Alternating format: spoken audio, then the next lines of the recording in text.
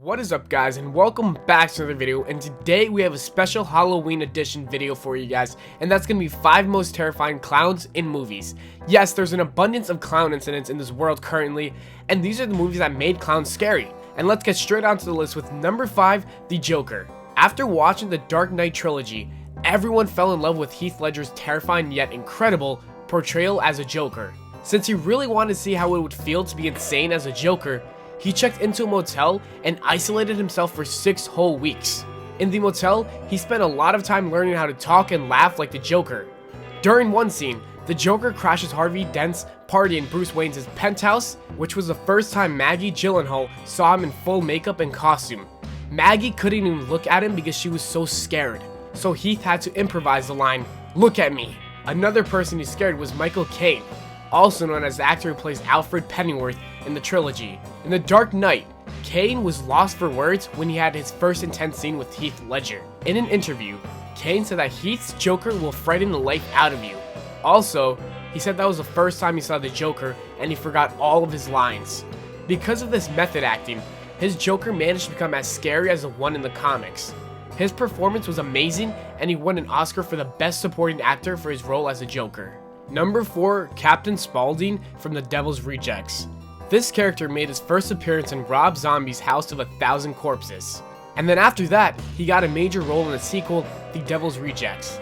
In the beginning of the first movie, Spaulding is introduced as the owner of a gas station that doubled as a museum/haunted house ride with a focus on serial killers. Later on, it is revealed that he is actually a serial killer and is also connected to the murderous Firefly family. Most people who watched the film couldn't tell if they hated Spaulding or if they loved him. Rob Zombie, the director of both movies, said that he wanted to make this character a lovable asshole. Also, he said that he wanted Spaulding to be a complex character whose motivations were ambiguous.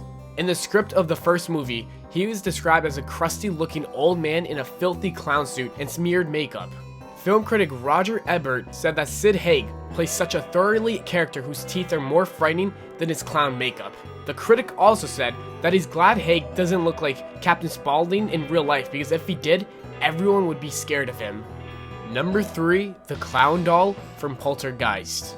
If you already watched this movie and have a fear of clowns, you will probably never be able to forget this doll. Even though the clown doll only had a small role in the movie, it still managed to keep everyone awake at night. There are 2 different versions of this movie. One came out in 1982 and the other one came out in 2015. This classic horror film is about a family who have their home invaded by evil spirits, which is something that happens in most scary movies. In the beginning, everything seems normal until the family notices strange things happening in their home. Doors open on their own, furniture rearranges itself, and chairs go sliding across the kitchen floor. At first, the ghosts actually seem very friendly, but then everything changes as soon as they begin to act evil and terrorize the family. The most memorable scene in the movie was when a terrifying clown attacks one of the characters. What makes this scene so scary is the fact that the doll had a very creepy smile on its face as it watches the young boy in bed. The doll disappears and then shows up right behind the boy. The clown doll had an evil expression on its face as it dragged the boy under the bed and tried to strangle him. Number 2, Pogo from To Catch a Killer.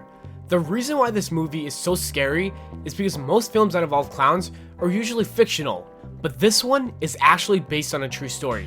This movie tells a gruesome story of a man named John Wayne Gacy. He may seem like an amazing friend, helpful neighbor, great child entertainer, and a respectful businessman, but he's actually the complete opposite of a good guy. John Wayne Gacy is a violent serial killer who has sexually assaulted and murdered at least 33 young boys in the 1970s. He used to dress up as a clown and call himself Pogo.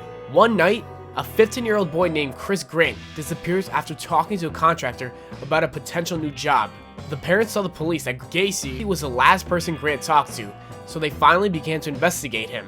They discover that Gacy has a history of assaults on young men, so they get a warrant to search his home. When the police officers enter his home, they immediately smell death. A few minutes later, they find out that there are 25 bodies in the crawl space and 4 other bodies were found in various locations on the property. Also, 4 bodies were dumped in the Des Plaines River.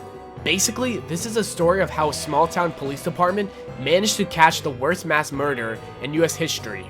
Alright guys, before we get on to number 1, here are some honorable mentions, and we have the Clown in Amusement, Twisty from American Horror Story, Billy from Saw, the Clown in Zombieland, and Killer Clowns from Outer Space.